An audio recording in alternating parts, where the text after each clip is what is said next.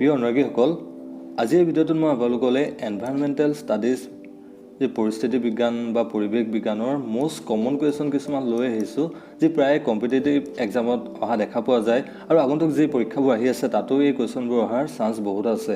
চ' আহকচোন আমি কুৱেশ্যনবোৰ ডিছকাশ্যন কৰোঁ। প্ৰথম কুৱেশ্যনটো লৈ আহিছোঁ, এইটো চাওক।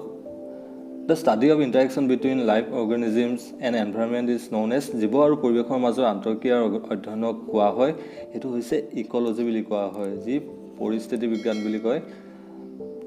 তো ইয়াতে আৰু এটা টাৰ্ম আছে ইক'চিষ্টেম। ইক'চিষ্টেমটো হৈছে গোটেই জিঅ'গ্ৰাফিক এৰিয়া য'ত সকলো ধৰণৰ জীৱ জন্তু আৰু গছ গছনি একেলগে থাকে। চ' এইটো কোৱা হয় ইক'চিষ্টেম। চ' আপোনালোকে ডিফাৰেঞ্চটো চাই ল'ব। তাৰপিছত ছেকেণ্ড কুৱেশ্যনটো লৈ আহিছোঁ, এইটো চাওক। The term ecology was first defined by পৰিস্থিতি বিজ্ঞান পদটো কোনে সূত্ৰ কৰিছিলে? তাৰ এনচাৰটো হ'ব হেকেল, আৰ্নষ্ট হেকেল। এখেত আছিলে জাৰ্মান বিজ্ঞানী, যি আপোনাৰ 1866ত এই টাৰ্মটো দিছিলে ইক'লজি। আৰু এতিয়া চাওক, ছেকেণ্ড এটা অপশ্যন আছে, এইটো ৰামদেৱ মিশ্ৰ। এতিয়া যদি আপোনালোকক যদি কুৱেশ্যন সোধে যে who is the father of ecology in India, father of ecology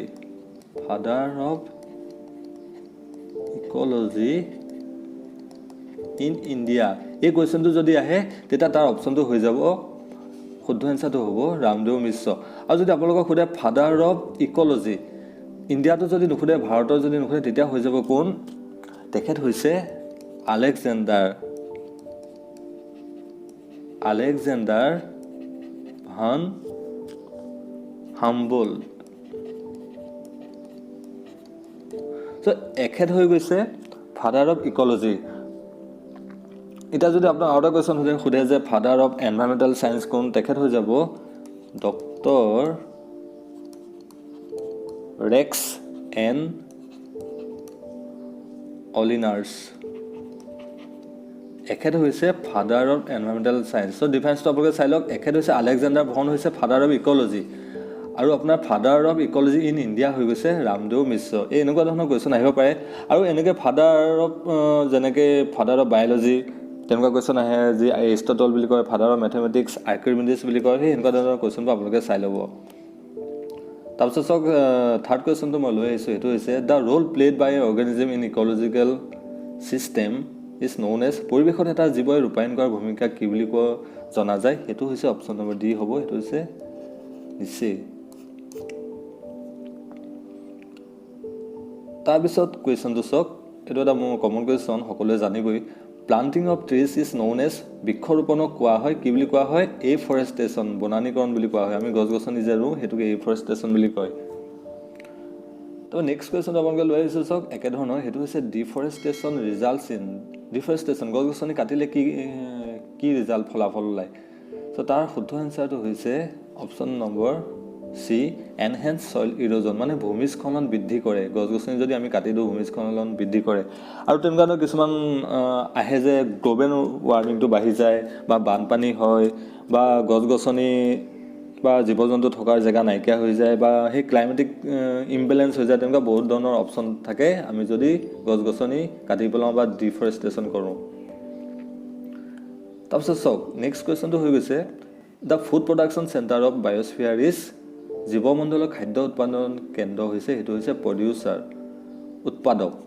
ইয়াৰ শুদ্ধ এনচাৰটো হ'ব উৎপাদক, প্ৰডিউচাৰ।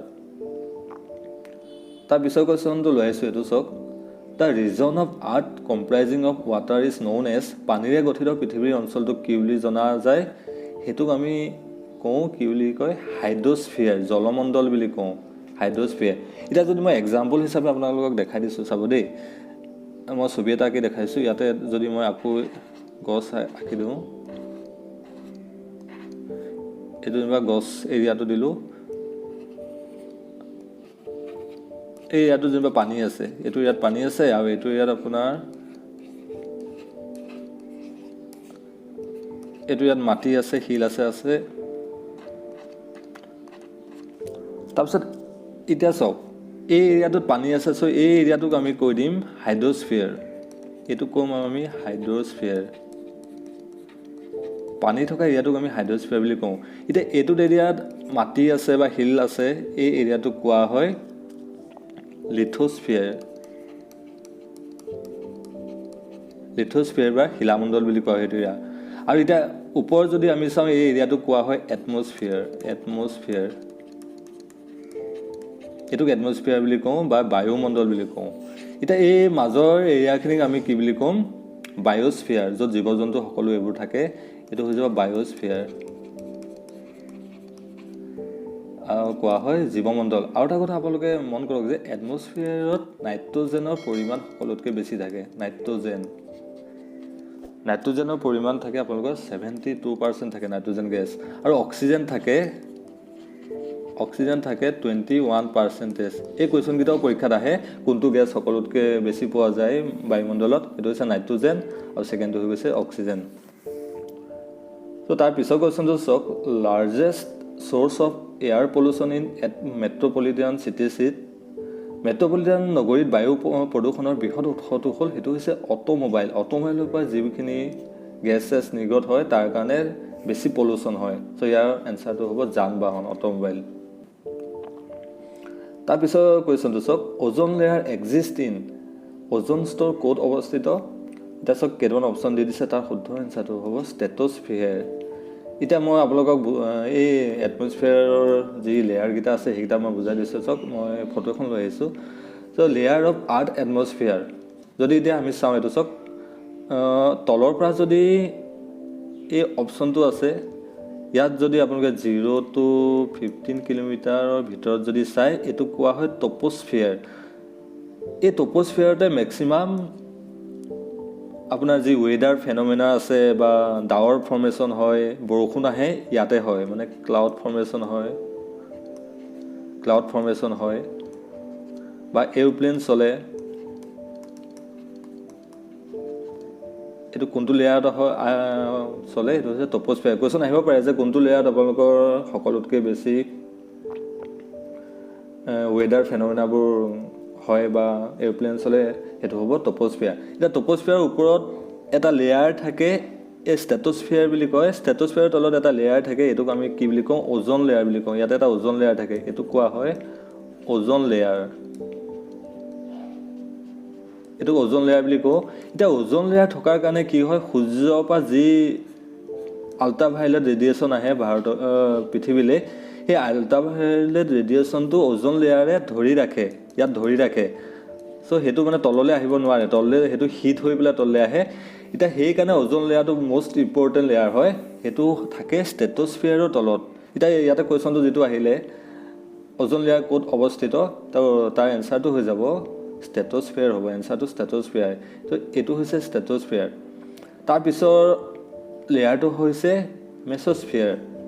তাৰপিছত চাওক, তাৰপিছৰ লেয়াৰটো হৈ গৈছে থাৰ্মস্ফিয়াৰ। ইয়াতে ডিষ্টেঞ্চটো দিয়া আছে, মাটিৰ পৰা কিমান কিলোমিটাৰ ওপৰত এইটো কোৱা হয়। তাৰপিছত কোৱা হয় এক্স'স্ফিয়াৰ। এতিয়া এক্স'স্ফিয়াৰত কি হৈ যায়, যি এইবোৰ ছেটেলাইট আছে, ছেটেলাইটবোৰ বা স্পেচশ্বিপ আছে, সেইবোৰ এক্স'স্ফিয়াৰত চলে, এই লেয়াৰটোত চলে। চ' এই লেয়াৰকেইটা আপোনালোকে ভালকৈ মন কৰি ল'ব।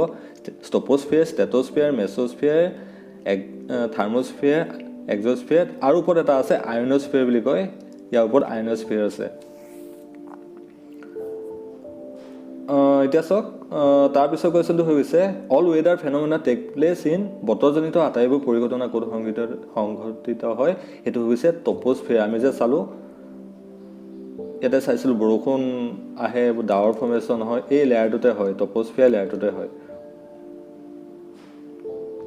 তাৰপিছত চাওক, the ultraviolet radiation in the stratosphere are absorbed by, ষ্ট্ৰেট'স্ফিয়াৰত অতি বেঙুনীয়া ৰশ্মি কিহে শোষণ কৰে? সেইটো আমি চালোঁ যে অ'জন লেয়াৰে, যি অ'জন আছে, অ'জন গেছে শোষণ কৰে, যিটো O3 বুলি কয়, অ'জন। এই লেয়াৰটোত অ'জন লেয়াৰ কৰা হয়। ইয়াতে আপোনালোকৰ সেই অ'জন গেছ থাকে আৰু এই সূৰ্যৰ আল্ট্ৰাভায়লেট ৰেডিয়েশ্যনটো ট্ৰেপ কৰি ৰাখে, মানে ধৰি ৰাখে। তাৰপিছত নেক্সট কুৱেশ্যনটো চাওক, এতিয়া হৈছে world environmental day.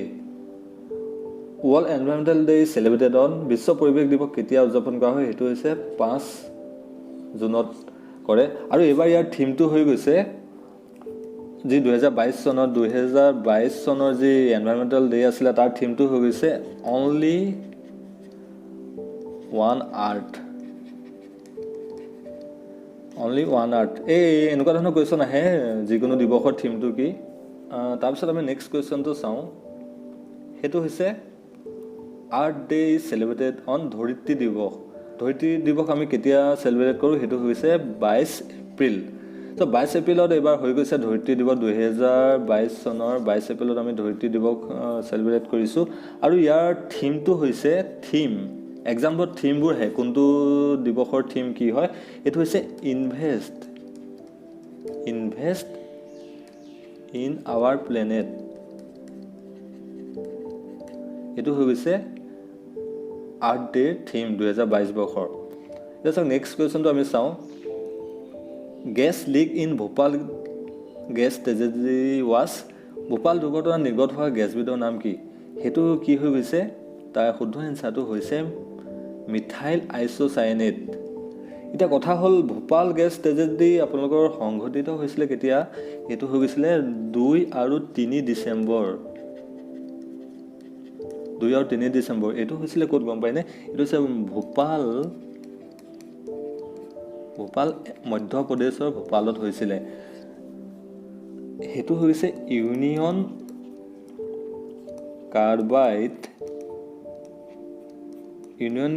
Carbide India limited.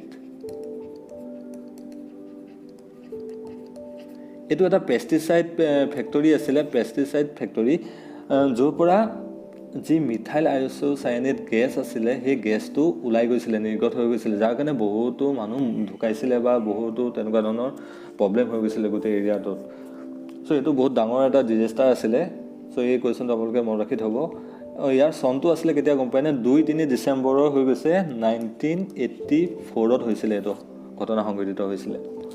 তো তাৰ পিছৰ কুৱেশ্যনটো চাওক, চাৰ্নিভিল ডিজাষ্টাৰ অকাৰ্ড ডিউ টু। চাৰ্নিভিল ডিজাষ্টাৰ সংঘটিত হোৱাৰ কাৰণটো কি হৈছিলে? তাৰ কাৰণটো হৈছে অপশ্যন নম্বৰ চিটো হ'ব শুদ্ধ এনচাৰ। সেইটো হৈছে নিউক্লিয়াৰ ৰিয়েক্টৰ এক্সপ্ল'জন, পাৰমাণৱিক ৰিয়েক্টৰ বিস্ফোৰণ হৈ গৈছিলে। এতিয়া চাওক, এই চাৰ্নিভিলটো ক'ত আছে? সেইটো হৈছে ইউক্ৰেইনত আছে।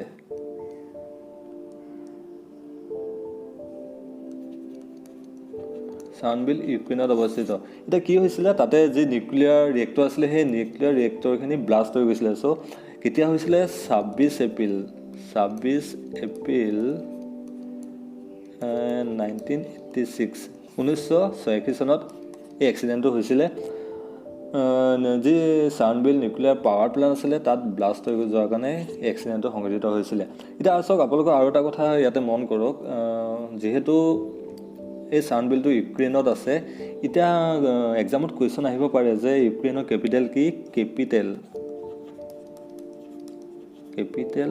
অফ ইউক্ৰেইন এইটো হৈ গৈছে কিভ, KYIV, কিভ হৈ গৈছে কেপিটেল। আৰু ইয়াৰ কাৰেঞ্চি কি হৈছে? যদি আমি চাওঁ কাৰেঞ্চি, মুদ্ৰাটো আহিব পাৰে। ইউক্ৰেইনৰ মুদ্ৰা কি হয়? সেইটো হৈ গৈছে ইউক্ৰেইনিয়ান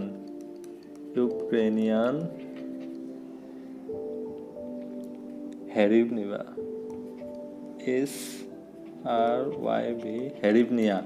ইউক্ৰেইনিয়াম হেৰিভনিয়া হৈছে মুদ্ৰা, কাৰেঞ্চি হৈছে ইউক্ৰেইনৰ এইটো।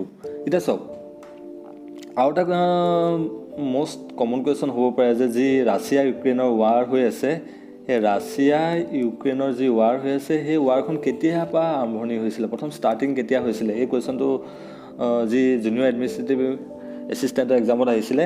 চ' এইটো আপোনালোকে লিখি থ'ব। ৰাছিয়া আৰু ইউক্ৰেইনৰ মাজত 20 ফেব্ৰুৱাৰী 2014 চনৰ পৰাই যুদ্ধ আৰম্ভ হয়। আৰু সেই সময়ত ৰাছিয়াই ক্ৰিমিয়া অধিগ্ৰহণ কৰিছিলে।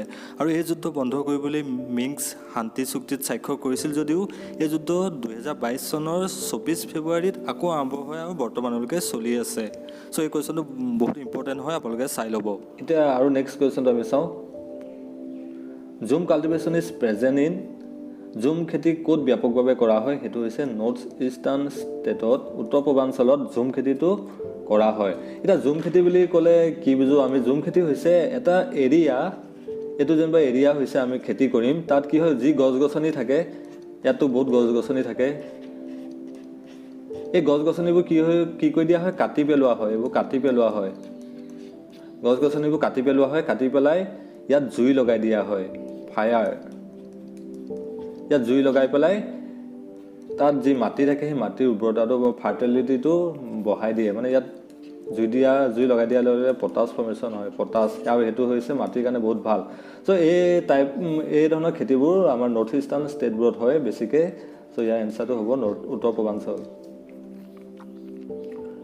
তাৰপিছত Kaziranga national park is famous for Kaziranga ৰাষ্ট্ৰীয় উদ্যান কিহৰ বাবে ফেমাছ তাৰ শুদ্ধ এনচাৰটো হ'ব ওৱান হৰ্ণ ৰাইনো এশিঙীয়া গঁড়ৰ বাবে কাজিৰঙা বিখ্যাত এতিয়া কাজিৰঙাৰ কথা যদি আপোনালোকে মন কৰে কাজিৰঙা প্ৰথম কোনে টাৰ্মটো দিছিলে মানে কোনে কাজিৰঙা এখন ৰিজাৰ্ভ ফৰেষ্ট হিচাপে বনাবলৈ ৰিকুৱেষ্ট কৰিছিলে সেইটো হৈছে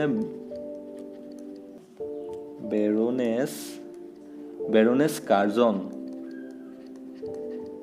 আৰু আছিলে মেৰী কাৰ্জন যি লৰ্ড কাৰ্জনৰ ৱাইফ আছিলে মেৰী কাৰ্জন এওঁলোকে প্ৰথমে কাজিৰঙা নেশ্যনেল পাৰ্কলৈ আহিছিল আৰু তেওঁলোকে সেই নেশ্যনেল পাৰ্কখন দেখি ৰিজাৰ্ভ ফৰেষ্ট হিচাপে বনাবলৈ এওঁলোকে ৰিকুৱেষ্ট কৰিছিলে চ' এই কুৱেশ্যনটো আহে মাজে মাজে এতিয়া আৰু কিছুমান কথা আপোনালোকে জানি লওক যে কাজিৰঙা ৰিজাৰ্ভ ফৰেষ্ট বনিছিলে 1905 চনত তাৰপিছত ৱাইল্ড লাইফ চেঞ্চুৰী কেতিয়া বনিছিলে ৱাইল্ড লাইফ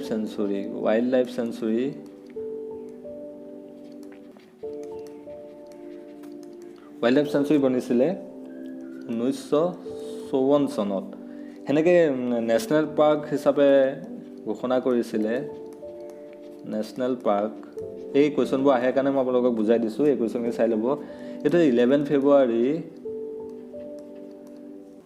1974ত নেশ্যনেল পাৰ্ক হিচাপে ঘোষণা কৰিছিলে তাৰপিছত হৈছে ইউনেস্কোৱে ৱৰ্ল্ড হেৰিটেজ চাইট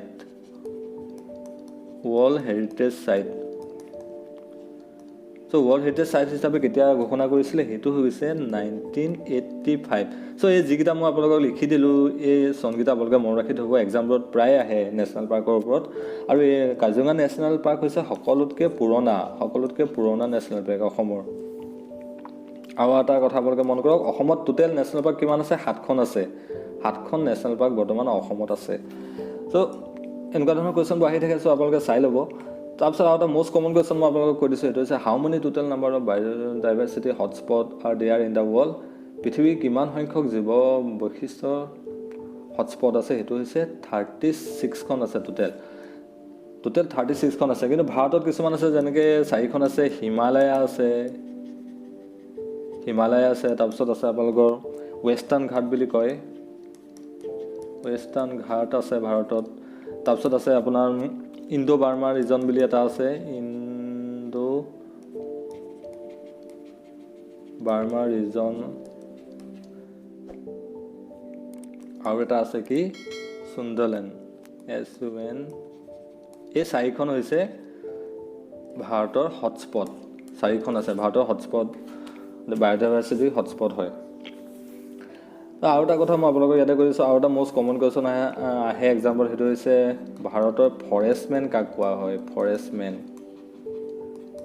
এই কুৱেশ্যনটো প্ৰায়ে আহে এইটো হৈছে যাদৱ পায়েং